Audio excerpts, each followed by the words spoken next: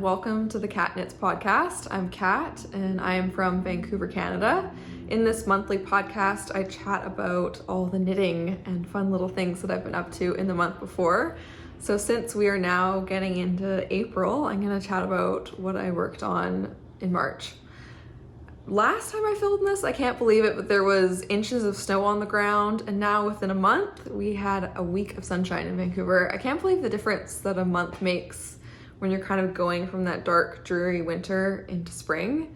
There's something about spring in Vancouver that just ignites me. I think it's just and I think the whole city too. We get that sunshine and all of a sudden we realize that summer is around the corner. And summer is a really busy time in Vancouver. A lot of the times people kind of chock or block it full of weekends getting out of the city. We love to go camping. And since in Canada at least, you need to book all your campsites 4+ months in advance. So I have already booked our campsites for the summer. I got up early one morning and went on the Parks Canada website. My favorite place to camp in Vancouver or near Vancouver is Greenpoint in Tofino. I'll see if I have some video footage and sneak that in. But basically you camp above Long Beach is this famous long beach, hence the name. I think it's like 5 kilometers long. It's a white sandy beach off the coast. It's on the west coast of Vancouver Island. And you camp in the national park and you're up on these bluffs right above the beach. But because you're on the far end of the beach that only the campsite has access to, and then the public access is at the other 5-kilometer end, it means that the beach is very remote, and when you get down there, there's very few people there. So that's my hot tip about camping in near the city. One of the funny things about Canada is we view being close as a 5-hour drive. So Tofino is 5 hours. It's actually a ferry, but it's a 5-hour trip where you're on the ferry for about 2 hours. And all of the trips that we go on are kind of like a 5-hour drive away. So that's what I view as close. I know that in Europe, that definition is very different. In 5 hours, you can be in a whole new country. Okay, so enough of that. Now into the knitting. One of the things I realized is when I graduate, so I'm currently doing my master's and I want to graduate. I originally wanted to graduate at the end of April, but it's looking like I'm gonna have to push it back a month. And my research combines knitting. It combines knitting and software. And I have to do a presentation that summarizes my work. And when I give my presentation, I'd love to be wearing a hand knit sweater, something that I've made. I've currently knit 3 sweaters, I've knit 4, but 3 are for me. And I decided I don't want to wear one of those 3, they're old. I want to make a new one. So that has inspired me this month. So I've actually got 2 sweaters that I've started that I want to show you. And that'll probably be my focus between now and the end of May, so that I can get them done. And the first one, which I have talked about before, is the Guthrie Sweater. So that is by Caitlyn Hunter. Oh, it's a black and white picture here, so maybe not the best. I'll put in the color one as well. But it's an all over color work, top down sweater. It's got that yoke, that even yoke, so it's not a raglan style. And you just fill the entire garment with lace color work that you follow a chart for. So I did my swatch like a good little knitter. I'm a huge fan of doing swatches because I find my gauge tends to be almost always different than the pattern requires. And if I'm gonna I'm a slow knitter. So if I'm gonna spend months, like the one sweater took me 6 months, the balloon sweater by Petite Knit, I really would love to be able to wear it at the end of that time. So I did my swatch. So for this sweater, I am knitting using 2 yarns, and this one is what the pattern calls for. This is Spincycle's Dyed in the Wool. It's a sport weight yarn. If you haven't heard of Spincycle before, it is a hand spun, and I also believe hand dyed yarn made in Bellingham, which is just less than an hour south of Vancouver, just across the border in Washington. This is sold in 50 gram, it's 200 yards. I haven't actually weighed this, but that's about like maybe 60 grams actually of yarn. It's like gold. It's a very expensive yarn. I mean, it's hand dyed and it's hand spun, but the beauty of this yarn is it changes color. So there's tons of variation between the skeins, and they move between colors quite beautifully, which I'll show with my works in progress in a second. The second yarn that I chose, which is not what the pattern calls for, this is Bien Aimee. It's 100% superwash merino, and it is a sport weight as well. The pattern actually called for a DK and a sport weight yarn, but I like the idea of the two yarns matching in weight. I just think it'll create more of like an even gauge with the fabric. And this is my swatch. I was in love with the swatch as soon as I finished it. This was actually my second attempt at knitting the swatch. At first I tried to do 1.5 pattern repeats, but then I quickly messed up the color work because you're knitting back and forth. So I made this wider swatch and I have no regrets. I picked these two wools because I wanted there to be a little, like a bit of low contrast.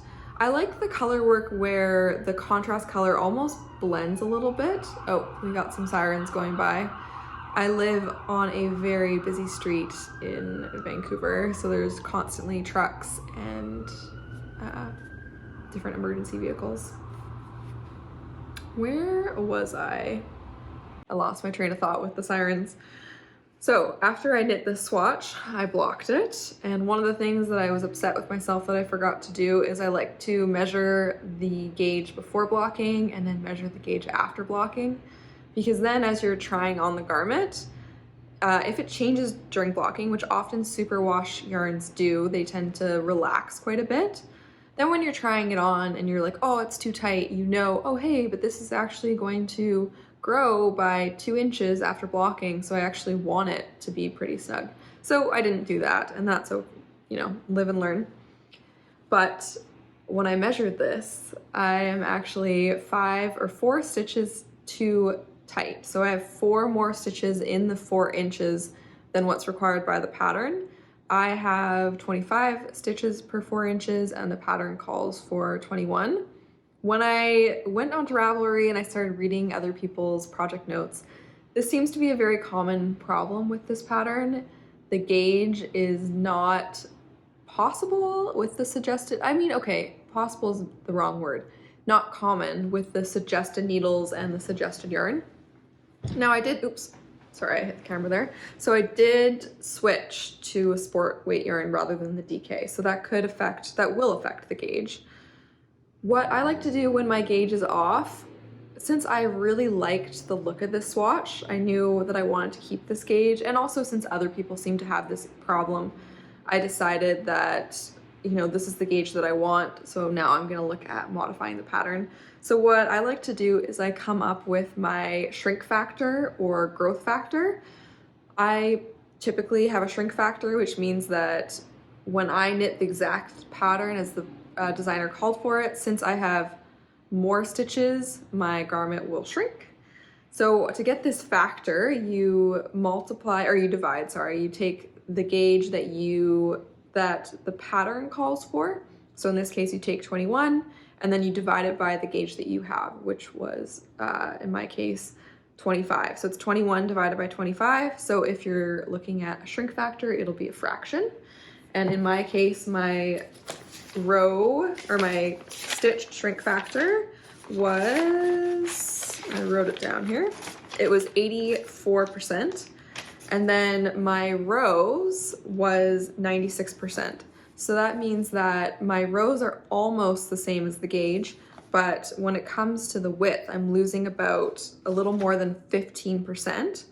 So then what I do is I take the schematic, which is typically in all patterns. It's the picture, and then it has the table of finished measurements. And I start looking at things that have to do with the width of the fabric of the garment. So in this case, I was looking at the bust, which is typically the widest part of a pattern when you're doing a top-down sweater. And I took my shrink factor of 84% or 0.84, and then I multiplied it by all the sizes until I got a number that was matched my original size. So for instance, I personally was supposed to knit a size small based on the garment, which is around 40 inches of circumference. And then when I measured my shrink factor by my large, I got 38.5 inches. But then when I multiplied it by extra large, I got 41 inches. So I knew that I was somewhere in that large to extra large size when it came to the width of the garment. But then for the length of the garment, I wanted to stick with the small size. I do like garments to be a bit baggier. So in this case, I decided to go up to the extra large. And with the extra large, that I was going to do the width as an extra large and then the length as a small. So this is a bit of a little pattern hack. I hope I've made that clear and somewhat understandable.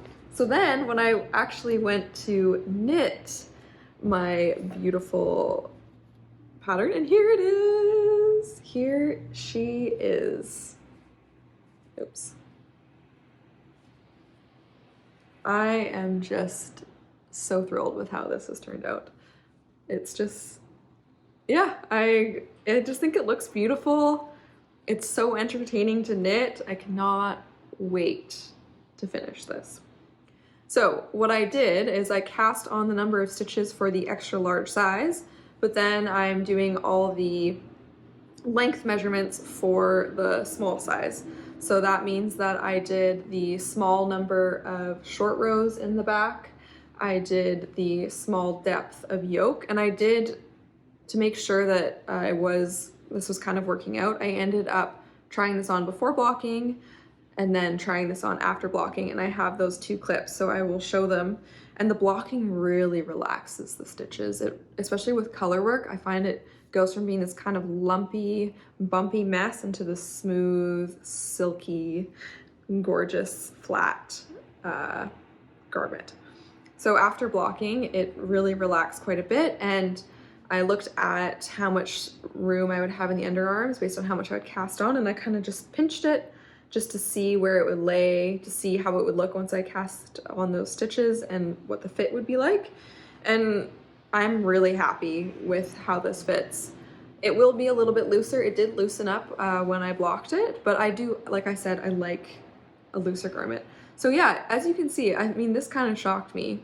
So I had 4 extra stitches, and because I had 4 extra stitches, which to me doesn't sound like a lot, I went from a small to an extra large, which that's a, what is that, medium, small, medium, large? That's a 3, so I jumped up 3 pattern sizes for 4 stitches. It's crazy how math works. Someone, yeah, explain that to me. Because I have jumped up so much in pattern sizes, I am curious if I'm gonna have enough yarn. So I purchased 3 of these, and the extra large does require 4, but the medium only required 3. So I'm curious with the combination of my weird kind of combination of width versus length, where I'll end up. This is how much I have left of my first skein of the spincycle, and this is how much I have of the Bien Aimee. I definitely think I am gonna have enough of the Bien Aimee just because there's a lot more yardage. I think these have 300 and something yards.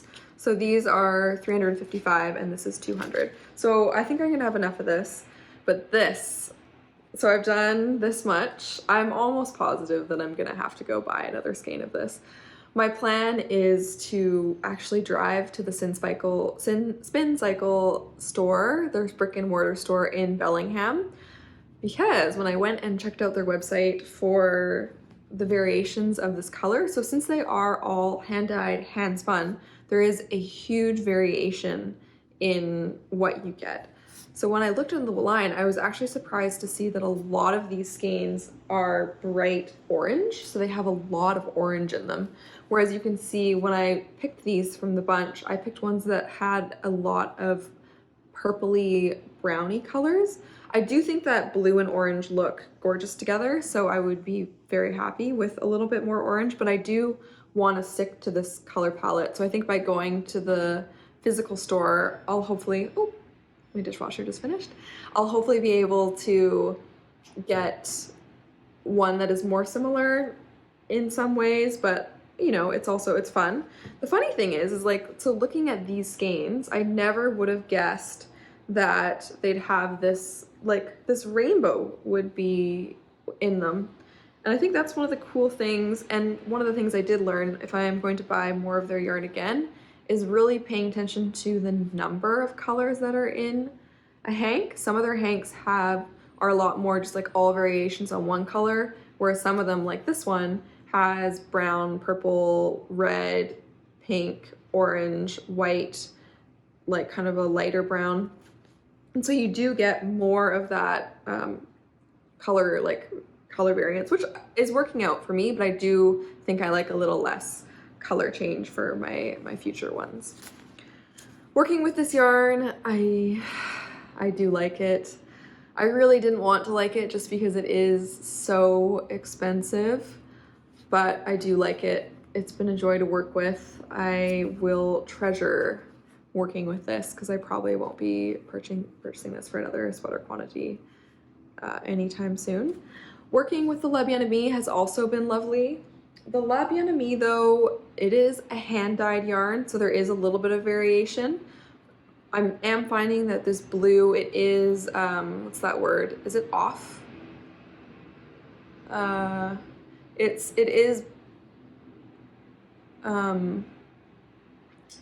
it over dyeing? No, that's the wrong word, but it's leaking dye onto my hands as I knit it, and then when I washed it, it also leaked dye. I was okay with this because, like I said, I like kind of a low contrast between my yarn, so I ended up, when I blocked it, oops, I hit the table again, I used this white yarn that I have. Let me grab it. And I put that through my stitches so then I could see how much it turned blue. And I don't know if you're gonna be able to tell there, but you can see how much it did leak. The dye did transfer to this white wool. And because of that, it will mute out my spin cycle. So any white that was in my spin cycle will now kind of be a little bit more blue. I'm happy with that. I prefer that. I like a low contrast. But just to be aware, if you do decide to knit white with the dark blue, you need to pre-wash your wool or else you will get this color bleeding. And I think you can, since it won't decrease the color or bleed out over time. I think once you kind of wash it enough that you get rid of all that extra dye, then it'll be consistent. And Sweet Georgia also recommends this. That's another hand-dyed company that's based in Vancouver.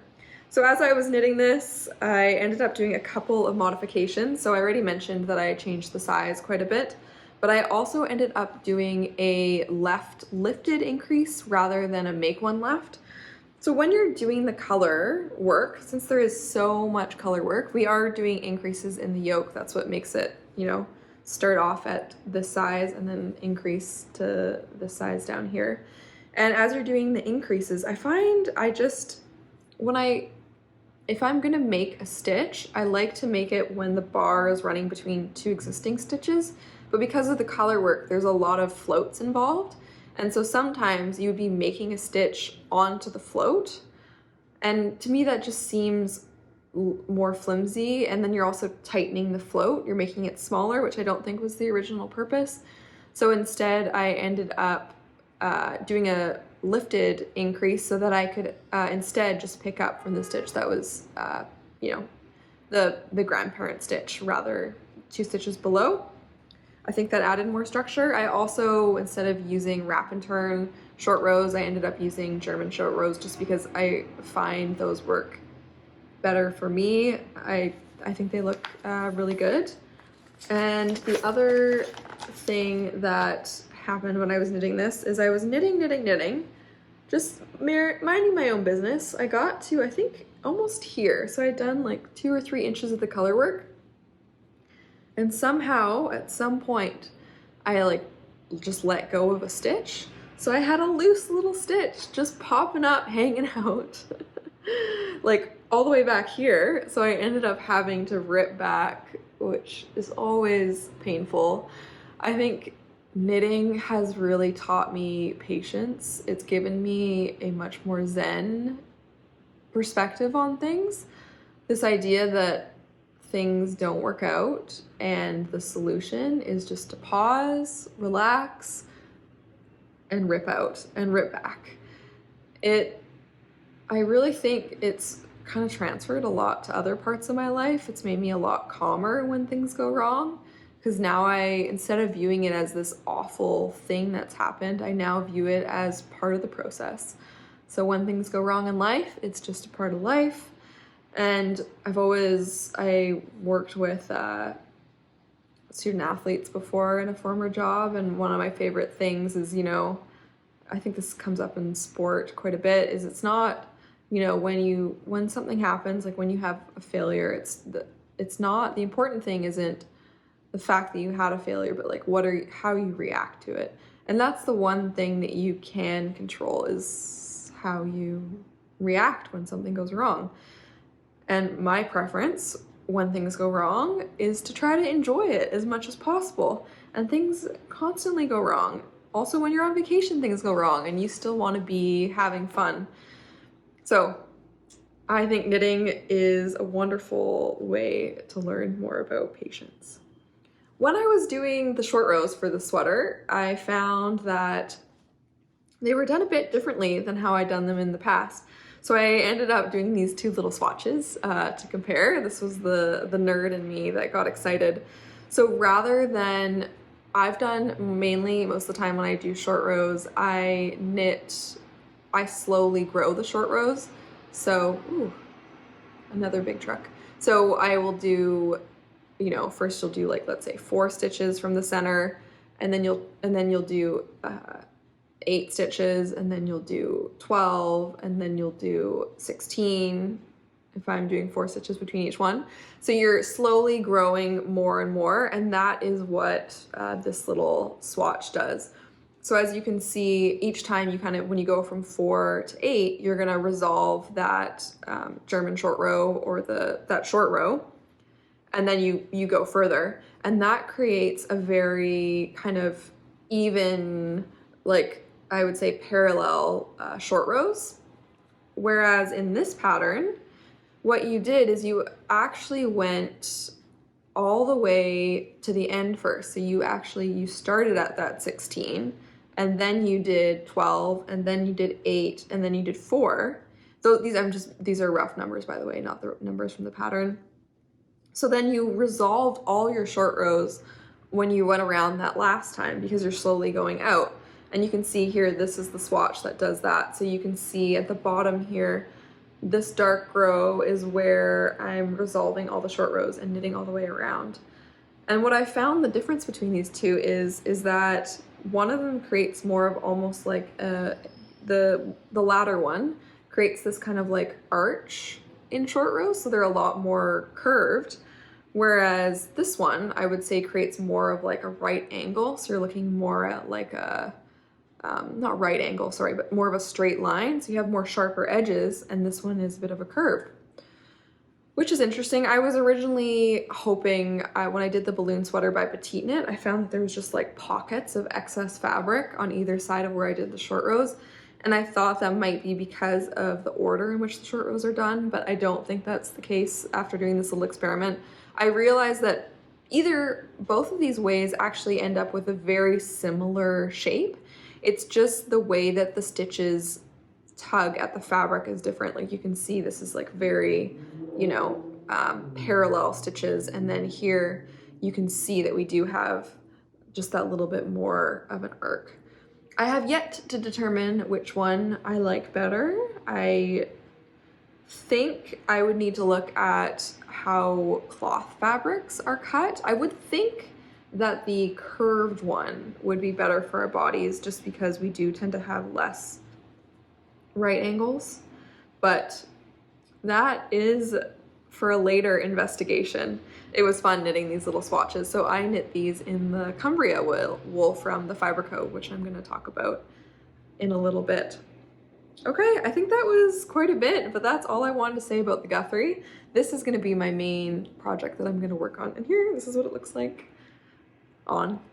So the next thing I worked on, which I mentioned last time that I was going to start, is the R&R Hoodie by, I believe it's Tanis. knits Tennis Lavallée, and it is this cute little zippered hoodie that comes with pockets and a hood. And I've never done pockets on knitwear before, or a hood actually. So it was two new techniques that I was excited for. And this is knit in the Nora wool. So it's a cotton viscose silk blend, which I chatted about last time. I was very lucky. So at the yarn store I worked at, a customer came in and said she was gonna crochet something for her sister, but she decided she no longer is interested in crocheting. And so she gave me this yarn, which I've never knit with a non-wool based yarn. So it's been fun to try out a cotton. Cotton I don't love the feel as much on my fingers. It's a little more sticky, I would say, drying. It just doesn't kind of glide the way that a wool does. But I think this will be great for summer, especially because it's a little hoodie. So I managed to make quite a bit of good progress on this. This is a Aran worsted weight wool. And as you can see, I have done the little sleeveys and the body, and I'm just now working on the hood. So it is a top up, and you start with doing the bottom, and this is a broken rib, which means that on every other row, rather than like knit one, purl one, you do just a row of knitting. And then you actually duplicate the number of stitches that you have for the pockets, and you like knit two, you make one for every single stitch, and then you take half of those stitches and you knit the pocket flap, and then you do the other half along with the body and you knit up, and then you attach the top to the bottom, the top to the existing work by knitting two stitches together. So that's how you do the little pockets. And then eventually I'm going to do an I-cord around the entire thing, and when I do that I will join the pockets here, and then I'll have to do a little bit of, oops, I don't know if this was in frame actually, a little bit of mattress stitch here. So this is the bottom, and then going all the way up to the top for the pockets where I cast them on. And then I did my sleeves. So this is the 0 to 6 month old size. The amount of yarn that's in, so this is a 200 gram hank, and I guess because cotton is lighter, you get quite a bit of yardage. So I got 500 meters in this, which is pretty good. And I could actually knit all the way up to the 2 to 4 month old size. I do like smaller baby items, and we do have a friend that I might be able to give this to them for Christmas. Although they live in a cold place, so possibly a cotton sweatshirt isn't the best for the winter, which is when this would be. Okay, anyways, I'll think about that a bit more. I've loved working with the wool. It's been a lot of fun.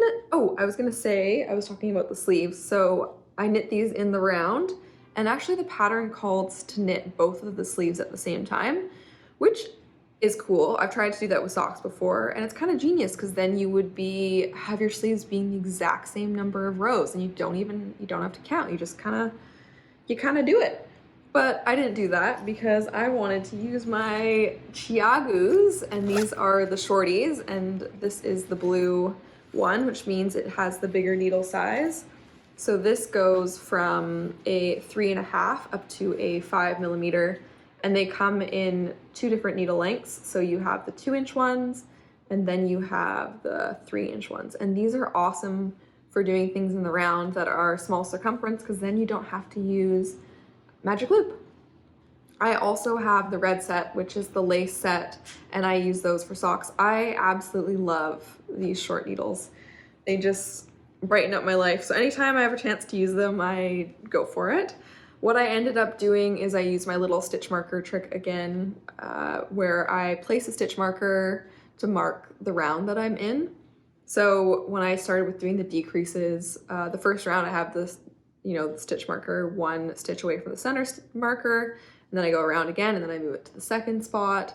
And I find this way I can just put my knitting down and pick it up, and I know exactly what round I'm in before I do the decreases. So let's say you do the decreases every 5 rows, then you can, once you get to the 5th row, you will do your decrease, and then you'll take this stitch marker off, and then when you start that next row, you put it back on at that 1 stitch from the center stitch. Just takes away a lot of the thinking. And then also once I finish the decreases, I it says to knit to a certain length. So I just keep counting the rows in this manner, moving the stitch marker around, and then I'll know how many stitches are left, how many rows I did before I decided to cast off.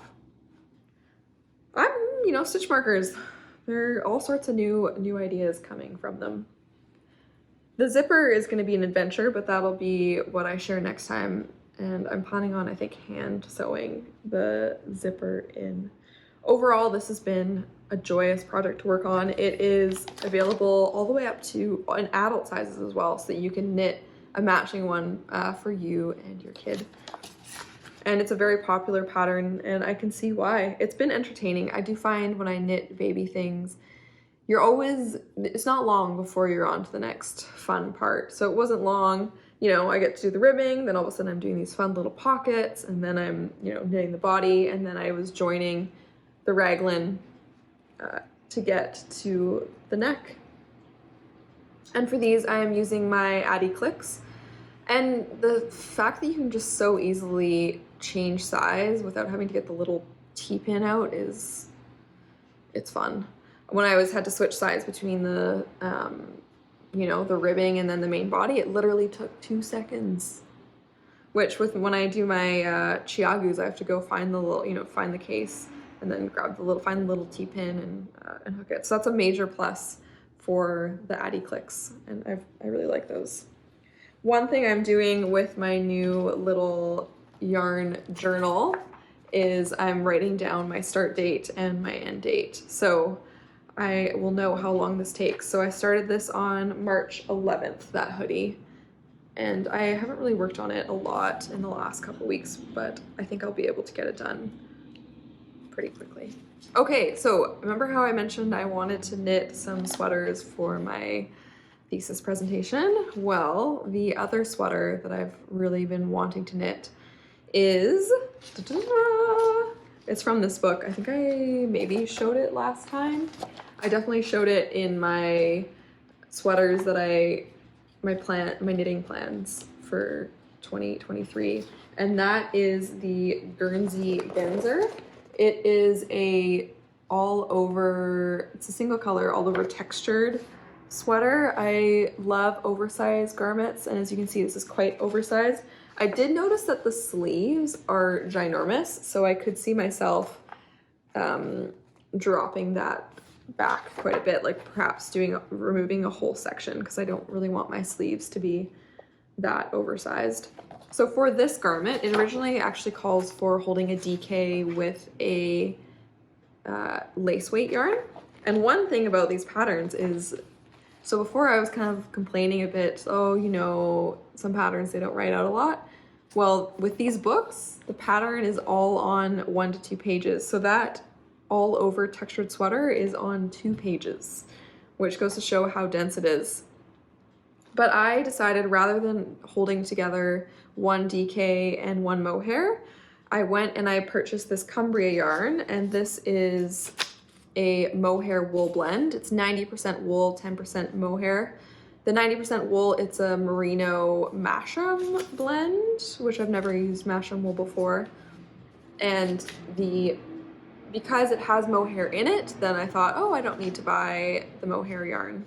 So I went ahead and I knit a swatch on using this beautiful yarn, and I blocked it, and here it is. And after I knit my swatch, I realized something, and that is that I don't really love the color of this wool. So this white is a very classic, is it argan? Afghan. I think an Afghan sweater or argan. One of the two sweaters. And it's that very traditional English, especially when you do it in this white color. But I just found it looked a little flat, and it didn't look as kind of luxurious as what the yarn entailed. So I was a bit disappointed after knitting the swatch in terms of color. I do love the yarn. I think it has awesome stitch definition. You can really see the textures that are in play. So after knitting this swatch, I ended up picking up a white mohair, and this is the Shibui Silk Cloud. I've always wanted to try this. Unfortunately, Shibui has gone out of business, so you can get limited stock remaining. And this is a 40% silk, 60% mohair.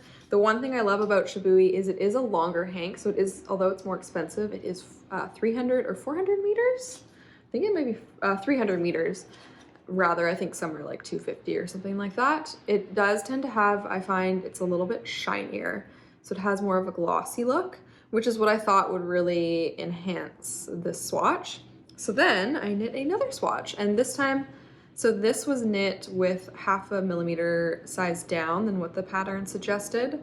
Then I knit my second swatch with the needle that the pattern suggested, because I was adding another yarn. And you can't, there is a little tiny bit of difference between the two, but I'd say it's minimal. And because of that, I realized that I don't think the problem is the fact that I don't have mohair. I think it's just the color that I'm not in love with. So then I went and knit another swatch. And as you can see, my swatches, like this one's the nicest swatch, it's huge. And then by the time I'm done with swatching near the end. So this color I chose, and this was inspired by a sweater that I've worn to death. And as you can see, I picked a very similar color.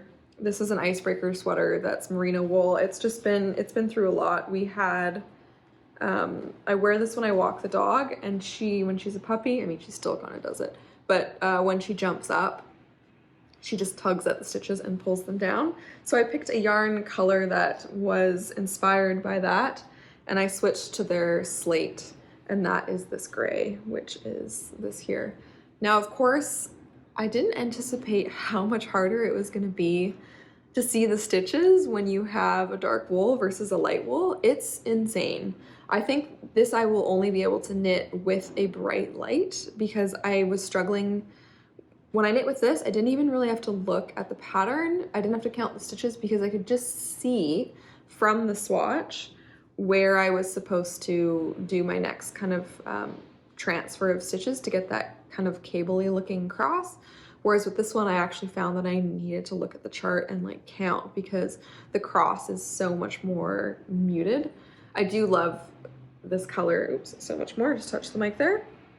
This color is, I ended up knitting this last swatch with the needle that the pattern called for. So this is knit with the correct needle size, whereas this one is knit with the 0.5 needle size down. And with this one, I get the correct gauge.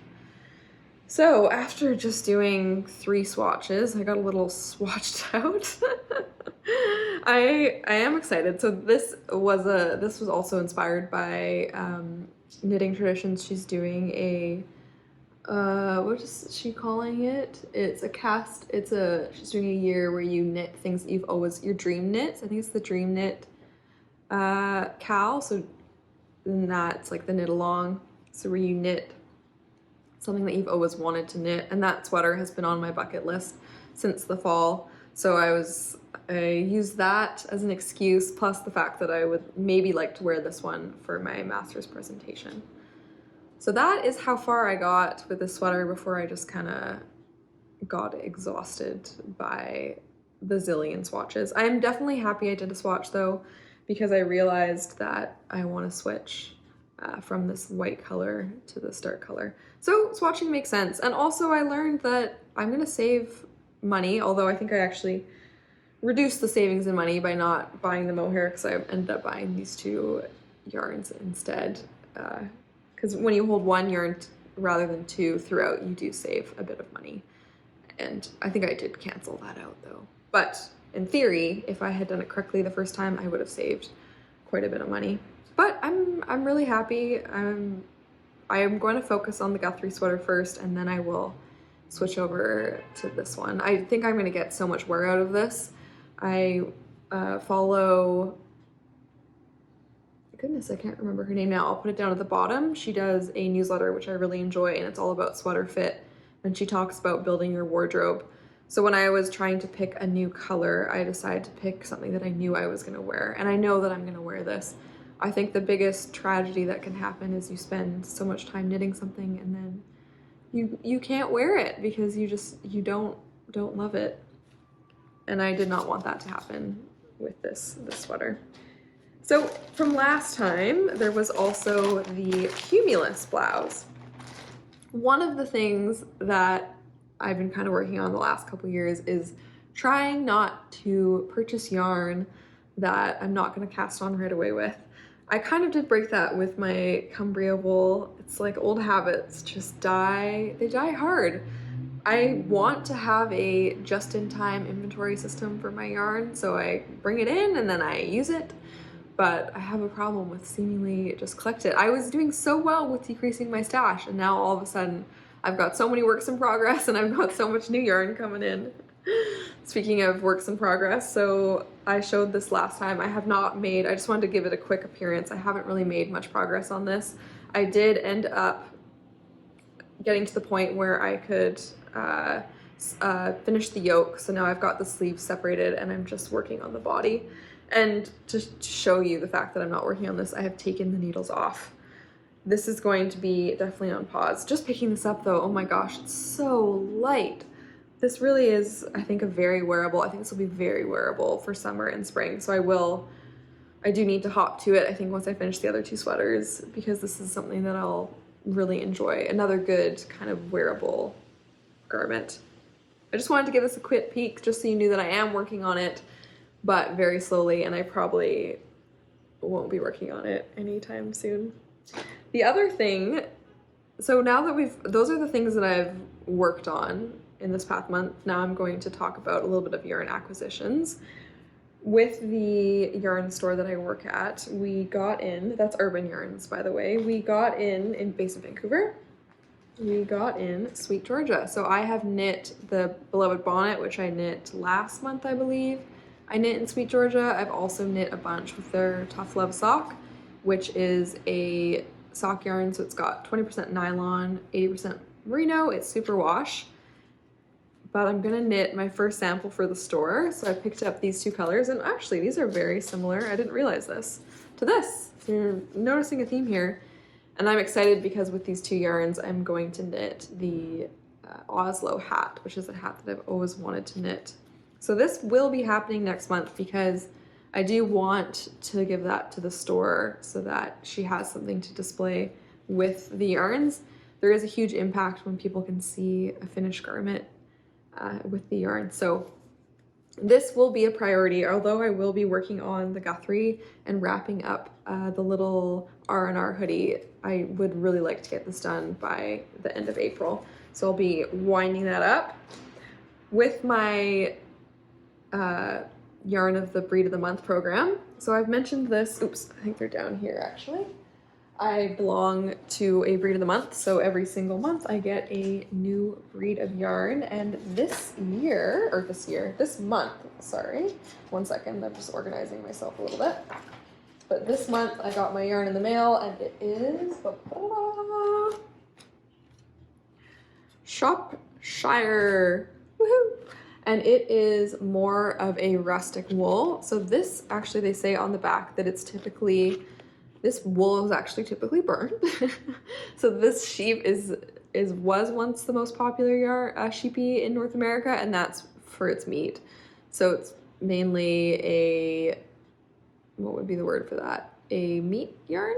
A meat sheep? They probably have a more elegant way of saying that here. A meat breed. Okay, there you go. It's a meat breed. One thing that's interesting with this meat breed is, and with meat breeds in general, I guess, is that they have a lot more elasticity to them, a lot more crimp. So like some of the previous wools that I've mentioned, it's very, very stretchy.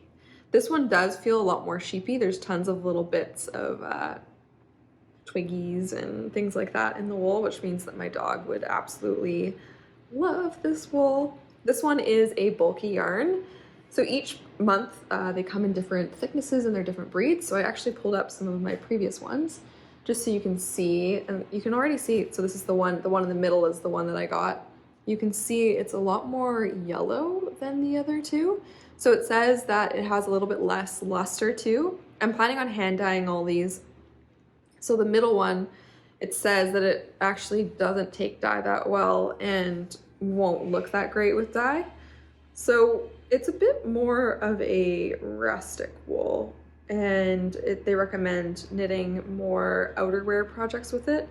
I'm not sure yet what I'm going to knit with this one. The other two, I can see myself knitting garments with it.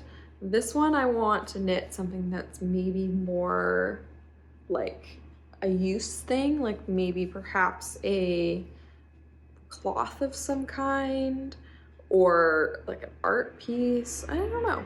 I'm not quite sure. And this program, so it's based out of Manitoba in Canada, and there's I think 2 women who have the Long Way Homestead, which is who runs the Breed of the Month program, and you can get either yarn or fiber. And I believe, where was I going with this? Oh, right, she's releasing a book all about Canadian yarn and sheep and mills across Canada, and that's coming out, I believe, next week. I'll make sure to include that below. So everything that I talked about today, I will write below in the description. And one thing that I also got from her is she has a little calendar that I purchased. I think that's sold out now, which she does these things because a lot of the times you actually can't make money off of the wool, which is too bad. So she has all these other products that she's coming up, or there's multiple of them that they're coming up with. So they have a calendar. They have a program, I think, that they're releasing around learning about breeds, and then they have the Breed of the Month program, and they sell like wool pellets for fertilizer as like an alternative to anything synthetic. They seem to just be working really, really hard at sort of supporting and building a sustainable Canadian sheep farming kind of model, which is very cool. It's very admirable. I'm excited because they are actually doing a Breed of the Month. They're doing a book launch Zoom, and I'll post the link to that. It's at 6 p.m., next on April 2nd, which I believe is Tuesday. I'll post a link down to that as well if you're interested in hearing her chat about her new book and sheeping and wool farming in Canada. The last little thing is it was my birthday, and my wonderful friend ended up picking up some yarn for me, and she got some hedgehog fibers. This is just so sweet that she did this. I have knit with this yarn before. It is a 90% merino wool, 10% nylon. I'm not a big fan of speckles in garments, on sweaters, I should say. I like it for baby sweaters, I like it for like mitts and hats, and I love it for socks. I find it just adds a little bit of fun play to it. So she ended up getting me both the mini ones, which I believe are 10 grams. 20 grams actually. And then the big one, which is of course 100 grams. And I will definitely be knitting myself a pair of socks. Thank you so much, Danny. I cannot wait. Another beautiful yarn. So like I said, I've been trying to reduce my yarn purchasing, but as you can see, this past month, oops, I hit the mic again, sorry about that. This is all the yarn that I brought into my stash in the last month.